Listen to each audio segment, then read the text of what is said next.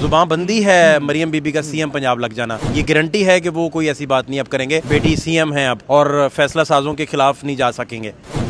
शहबाज शरीफ विफाक में होंगे, मरियम बीबी पंजाब की सीएम, तो बीच में ब्रिज का किरदार दो सेलिब्रिटीज और दो बड़े लोगों के दरमियान मलिक अहमद किरदार अदा करेंगे। ब्रिज की जरूरत नहीं है, अव्वल तो चाचा भतीजी हैं। स्पीड स्लो करवाने के लिए पंजाब की थोड़ी कि भाई थोड़ा अग्रेशन ना आए।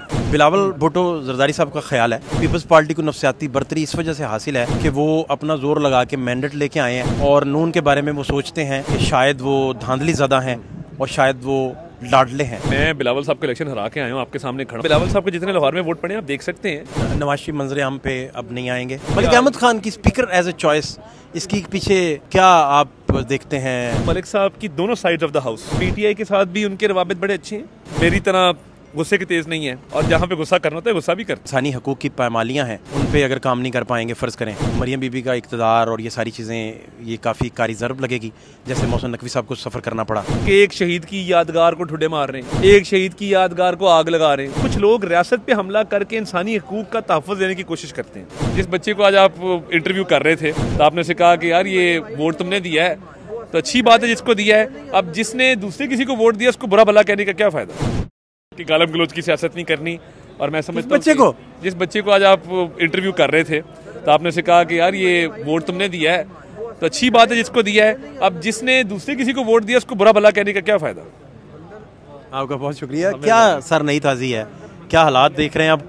अल्लाह का शुक्र है, मेरा ख्याल है आज अच्छा खुश इसलूबी से इजलास हुआ है और ये मिलजुल की होता है और मैं समझता हूँ मलिक अहमद खान की स्पीकर एज ए चॉइस, इसकी पीछे क्या आप देखते हैं? ये कहने के अलावा कि बड़ी अच्छी चॉइस है, क्या डेप्थ है इसमें? देखिए बारीकी समझाइए। मैं देखिए मलिक अहमद खान साहब आज के मेंबर नहीं इस हाउस के। मलिक अहमद खान साहब के वालिद साहब वो डिप्टी चेयरमैन सेनेट रहे। मलिक अहमद खान साहब 2002 में मेंबर, 2008 में 13, 18, 24 और मैं समझता हूँ मलिक साहब की दोनों side of the house, PTI के साथ भी उनके रवाबित बड़े अच्छे हैं, क्यू के साथ भी रवाबित उनके बड़े अच्छे हैं, पीएमएल से उनका खुद ताल्लुक है, तो मैं समझता हूँ कि वो बखूबी एक अच्छा किरदार अदा कर सकेंगे बतौर स्पीकर के। बुर्दबारी है, मेरी तरह गुस्से के तेज़ नहीं है। मैं अक्सर औकात आप देखते हैं कि जब कोई हक तलफी हो तो मैं ज़्यादा बोल पड़ता हूँ, तो मैं समझता हूँ मलिक साहब में तहम्मुल भी है, बुर्दबारी भी है और वो हाउस को एक अच्छे तरीके से चलाएंगे। शहबाज शरीफ विफाक में होंगे, मरियम बीबी पंजाब की सीएम, तो बीच में ब्रिज का किरदार दो सेलिब्रिटीज़ और दो बड़े लोगों के दरमियान मलिक अहमद किरदार अदा करेंगे। ये भी एक, इसको इस तरह भी सोचा जा सकता है। नहीं देखिए, मैं समझता हूँ ब्रिज की ज़रूरत नहीं है, अव्वल तो चाचा भतीजी हैं। ब्रिज का किरदार अगर अदा करना हुआ तो मलिक अहमद खान साहब भी करेंगे, अतात अरब भी करेगा, मरियम औरंगजेब भी स्पीड स्लो करवाने के लिए पंजाब की थोड़ी कि भाई थोड़ा अग्रेशन ना आए। नहीं, मैं समझता हूँ मलिक साहब की बड़ी एक बैलेंस तबीयत है और जहाँ पे गुस्सा करना होता है गुस्सा भी करते हैं। यहाँ आप इसे ऐसे कह सकते हैं कि नवाज शरीफ साहब की जुबान बंदी है मरियम बीबी का सीएम पंजाब लग जाना, ये गारंटी है कि वो कोई ऐसी बात नहीं अब करेंगे। बेटी सीएम हैं अब और फैसला साजों के खिलाफ नहीं जा सकेंगे। इसको इस तरह भी सोचा जा सकता है। मैं तो बिल्कुल ये नहीं समझता।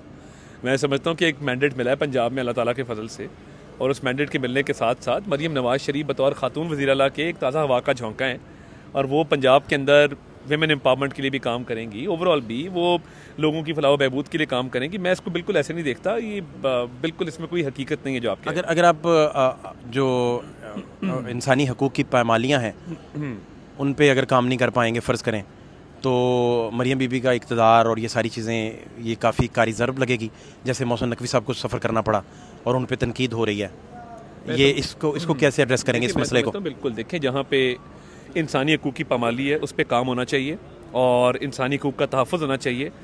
मगर फ़ाद भाई एक बात मैं आपको बताऊँ, जहाँ पे रियासत पे हमला है ना कि एक शहीद की यादगार को ठुड्डे मार रहे हैं, एक शहीद की यादगार को आग लगा रहे हैं, उसको फुटबॉल बनाया हुआ है, यार एक थिन लाइन है।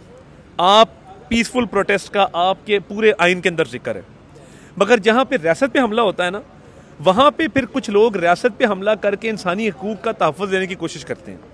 ये काम ठीक नहीं है ना।